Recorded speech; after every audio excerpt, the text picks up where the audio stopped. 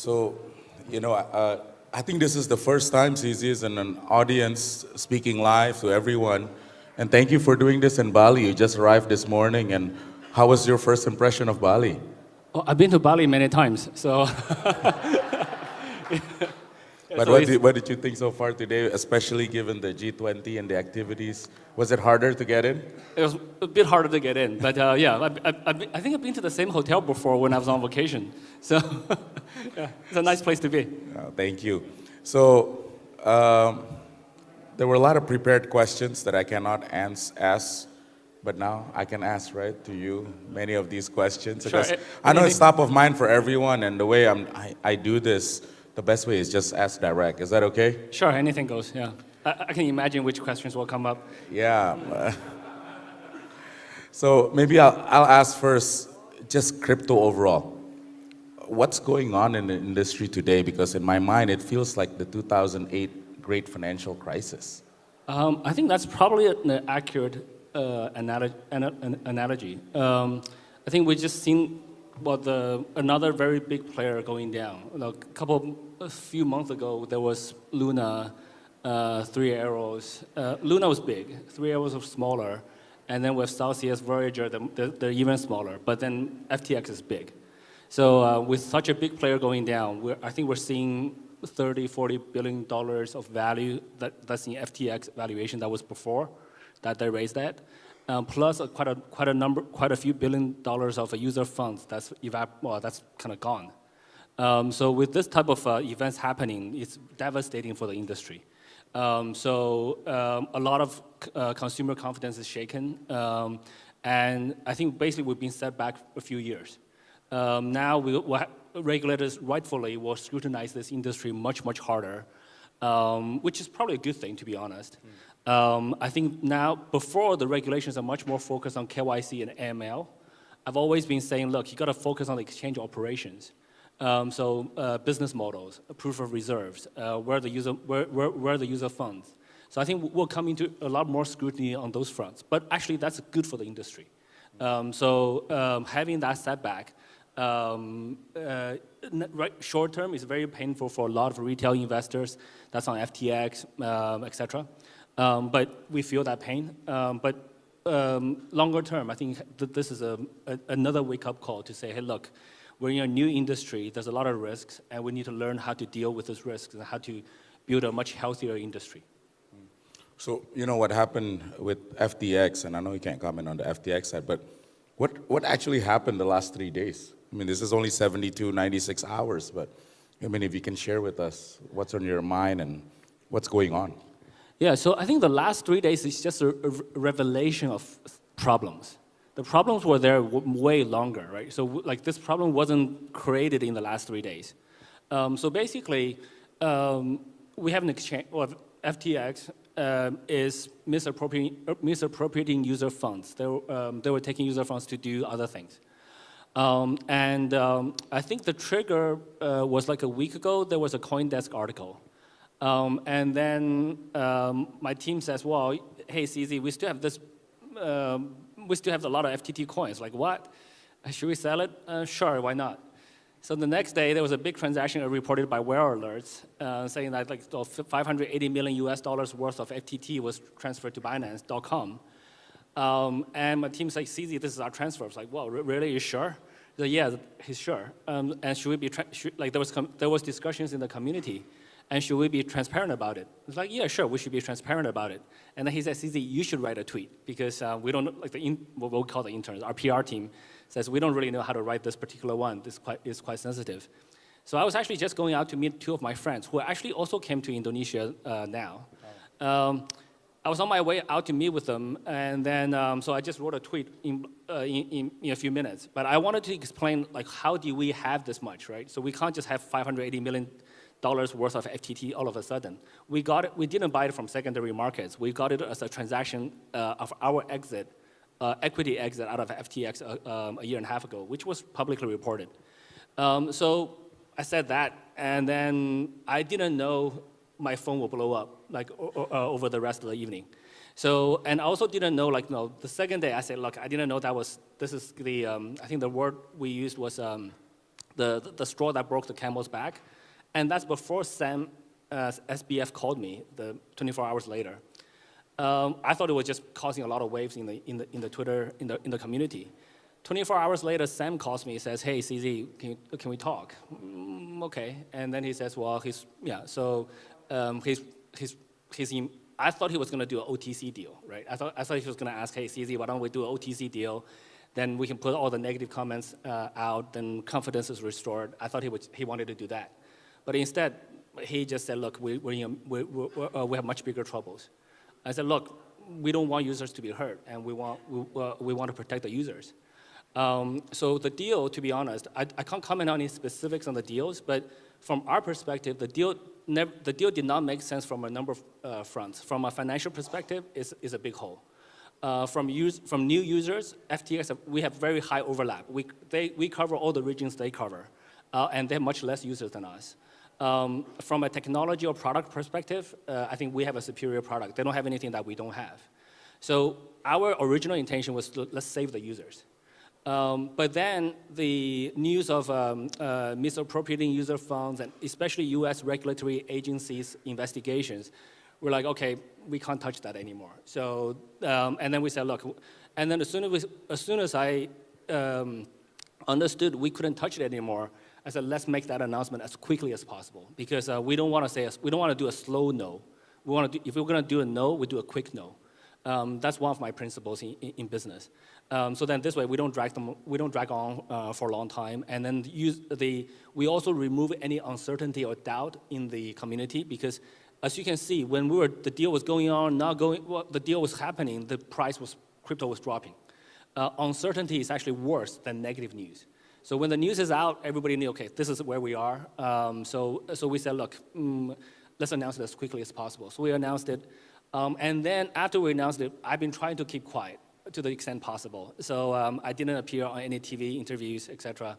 But this was arranged weeks ago. Yes. So I still want to honor that commitment. So I flew here. Now here we are. No, but thank you for being so open, given the circumstances and the fact that this is a global news, and crypto enthusiasts is everywhere. And where do you see Indonesia here? And I want to take it a bit out from the story, the recent event. And you already mentioned that this takes a 2-year step back. But yet the enthusiasm of crypto, especially for the young people here, is so high. What should you do as an actor, as a good actor in business? How should you go about this to bring back trust into the industry? So as one of the largest players in the industry, we have to lead by example. So I think the number one thing we have to do is being much, much more transparent. So anything we can do to increase transparency, we need to do. So proof of reserves. Proof of reserves is going to take a couple of weeks, mainly due to the vendor being very busy. We're like, okay, let's do that, but before that, let's publish all of our cold wallet addresses. They were pretty public before anyway, so we published yesterday 6 top coins, which covers actually 80–90% of the user funds. So now people can see on one page which addresses are the cold wallets. Anything that we can do to improve transparency. And I think we also want to educate regulators all around the world. How do you do audits on crypto exchanges? Not just KYC ML, which is important, but how do you check the cold wallets? How do you do user balance reconciliations? How do you check transaction logs? How do you use on-chain monitoring tools to do this? So all of these things we do internally. We do real-time reconciliations across multiple aspects so that we can try to, and if any balance goes off, we get alerted in real time.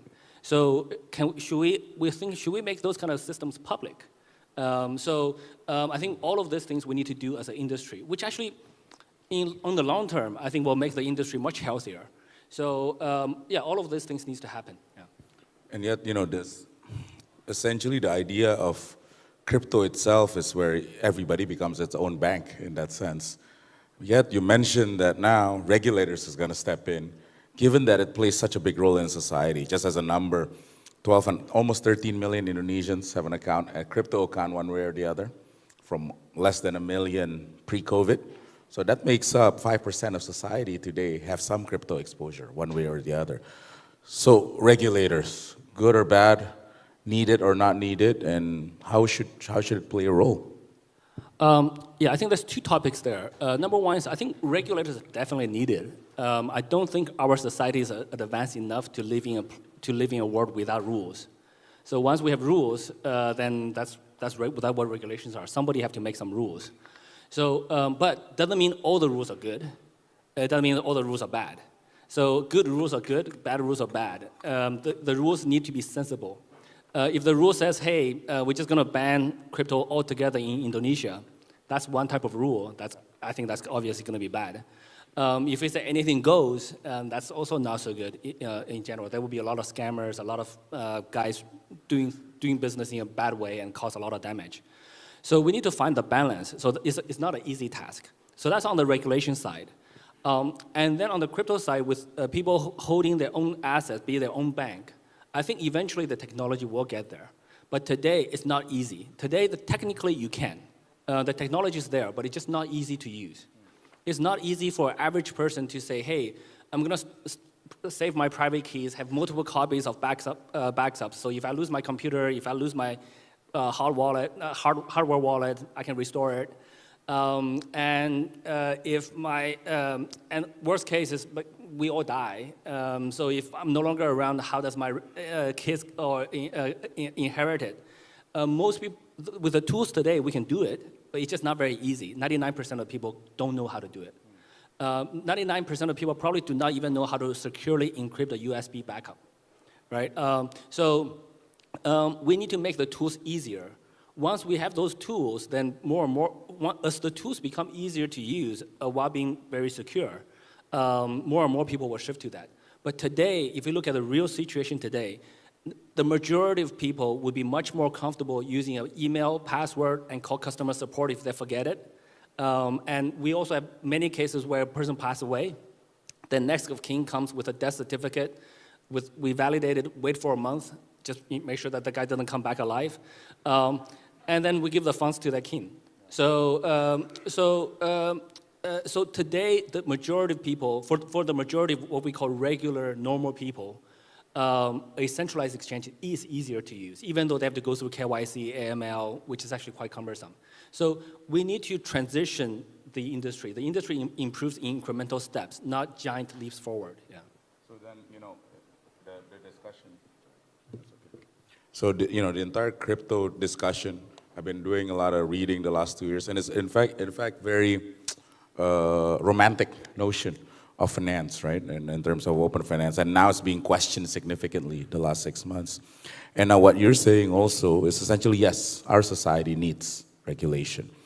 What stage do you think regulators should play a role now? For example, you said, okay, no longer about KYC, Pandu, no longer about just know your customer and AML. What else should they be involved in your view? Oh, I think obviously, just as things playing out, the next thing that all regulators are going to be very interested on is how account balances, right? So reserves. So I think that's absolutely going to be like where the focus is for the next little while, which is right. We learned from our mistakes. So a week ago, before that, they were looking at loans because all the loan companies had issues. But given the most recent revelations, I think people are going to be much more focused on user assets. So I think that's going to be the next, little period that's going to be the focus. Going forward, there's still many other things like wallet security. How do you secure how do you do security as a large exchange? How do you handle customer disputes? Yeah. Do you allow ICOs or not in your country? There's a lot of things to decide. So, but I think the next focus is definitely on user asset security. Yeah. And I think that's probably top of mind for regulators today is to figure out, okay, what are my key priorities, especially for 2023, looking at crypto, because it is now accepted as an asset class. So in a way, what's your view, the role of Binance and yourself as a CEO looking at all this? I think Binance, there's many parts of Binance. I think I'm much more involved on the Binance centralized exchange. So as an exchange platform, we are the platform to provide liquidity to other projects or users in the ecosystem. So we view ourselves as an infrastructure provider for other people to access crypto. So we should be very neutral. We should be very secure. We should be very compliant. And also we should also be easy to use. So we should protect our users as much as we can. So that's the role we play as a centralized exchange. We also invest heavily in decentralized DeFi projects, et cetera. There, we're much more of an investor supporter type of role. Binance Labs invested in about 150 projects so far, and the portfolio has done really well. So there we're like, we have a group of projects that we are usually a minority investor. So we don't drive them, we give them, some we just fund, and like some projects we just give them funding. There's no equity, there's no even tokens involved. We just fund them for them to do something stuff that's useful. I got this advice from a senior leader in the early days of Google. He said, look, Google provides a number of infrastructure services people don't even know about. The time that you have on your phone is most likely synced with a Google time server. Google provides that for free. When you look up a website, when you type in a website URL, the DNS lookup is most likely done by the Google 8.8.8.8 DNS server. It's free. So Google provides a number of infrastructure services here and there for free. People don't even know about it. His advice to me is like, you should just provide tools for people to use the ecosystem. So that's kind of our goal and our philosophy that we're trying to learn and copy. So Google's philosophy is, in the IPO is do good, right? That's one of the philosophy of Google. Is there a philosophy you can share about Binance? Yeah, we also have a two-word thing in Binance, just protect users. Yeah. So, I think, moving forward 2023, geopolitics, whatever is happening today in the world, in China, and now, obviously, recently in your industry, what do you see the trend in 2023, top of mind for you and for the crypto industry? I'm not very good at predicting trends. If at the beginning of 2021, I would not have said NFTs or GameFi. At the beginning of 2020, I would not have said DeFi. At the beginning of 2017, I would not have said ICOs. But no, 6 months later, all of those things happened in each of those years. That's right. So looking forward is very hard to predict. So we just have to wait and see. We need to wait to see what's taking off and then try to help it. So for example, today, I don't know what metaverse really means, and I don't think anybody really knows. It's a hot word, but nobody knows what it really looks like. But if a platform actually in the metaverse space actually takes off, getting users, we should support it, right? So we should help them any way we can. If they need investments, if they're launching tokens that needs liquidity, we should list it. So we need to identify. We're looking for trends. We're not predicting ones. And in your view, in your industry, it seems as consolidation is the big play. Is that true, or is it something else going on? I think today is definitely consolidation, especially given that FTX just went down. So they're like the 4th or 5th largest exchange in the world. So now they're gone. So now there's definitely consolidation. In a bear market, we see severe consolidations, and also with FTX going down. We'll see cascading effects, right? So I think BlockFi is now bankrupt again. I think Voyager deal is going to be, I don't know what's going to happen there. FTX won the bid, but for $1.4 billion, but obviously they won't have the money to pay for that. So they will probably have a second hit. A few other projects going to be in similar situations. And I think it will take a couple of weeks for most of them to come out. So so right now there's definitely consolidation. Yeah, and when you mentioned this, I have probably 3 quick questions, and I think we're done. There's a big step back because of what happened with FTX. It may take 2 years. There's a lot of things actually relying on platforms such as yours. You mentioned about metaverse and everything else. Will you see innovation slow down this next couple of months? And is people simply just becoming risk-averse in the industry? I think innovation is hard to measure that way. I think most of the builders are still building. In fact, some of the smaller exchanges might see this as an opportunity because now there's one less, bigger player up there. There may actually be more people wanting to start exchanges. And I think the builders were building projects. I think Solana ecosystem is quite negatively affected. So I think many of those developers might want to migrate to other blockchains, et cetera, or looking at different options. And BNB chain is one option. There's many other blockchains in the ecosystem. And even just Solana, we would love to help them. The builders will continue to build, but it's especially for those close to the FTX ecosystem, they will be more negatively affected. But at the same time, there will also be less money coming in, or at least slower, short-term, coming in slower. But the technology is not going away, right? So it's like the internet is not going away, blockchain is not going away. So we will recover from this, and there will be more. In a decentralized industry, when one player goes down, it causes a lot of pain, but other players will come in very quickly and feel it. And those new players that feel it will be stronger ones, right? So there'll be more competition. So the market takes care, the market will heal. The market will heal itself.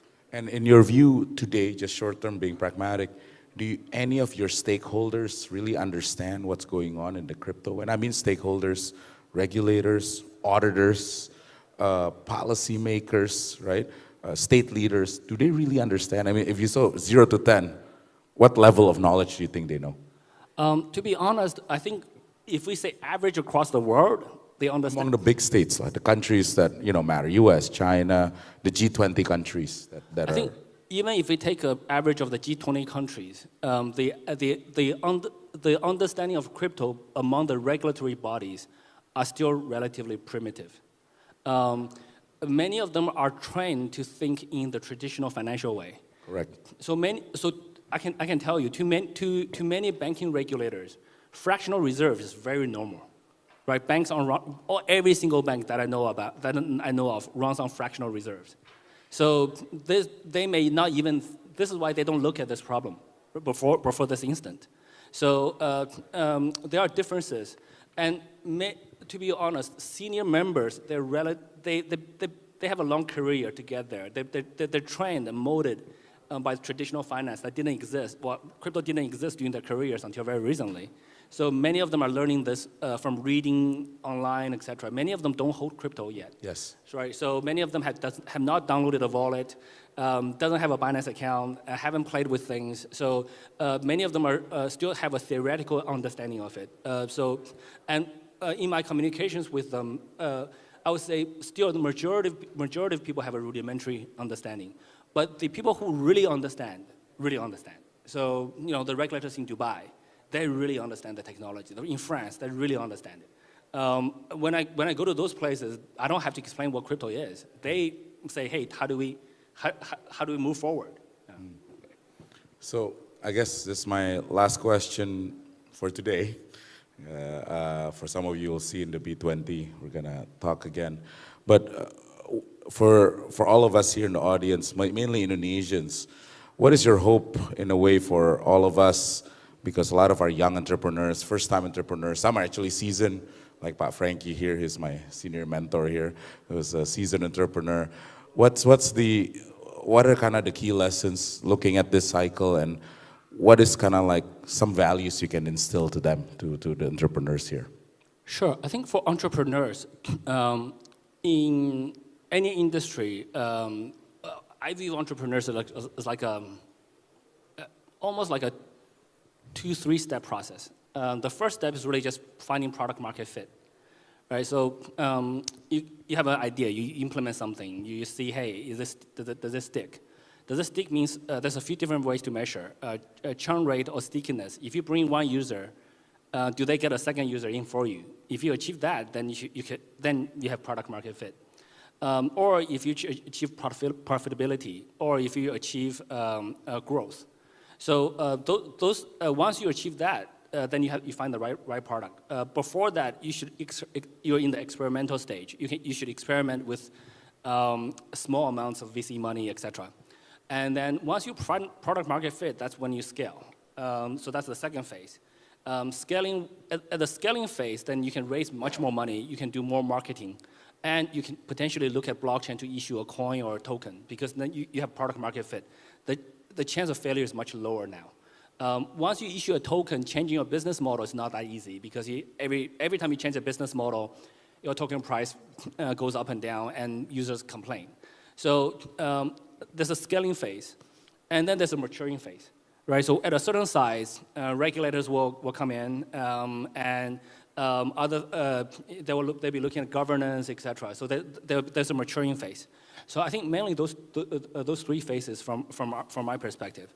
And I would say blockchain, crypto is a very, very useful tool to accelerate the second phase, not the first phase. I don't recommend people to use crypto for the first phase. Thank you, Eazy. I want everyone, please give a round of applause to Eazy you. for being open. Thank you.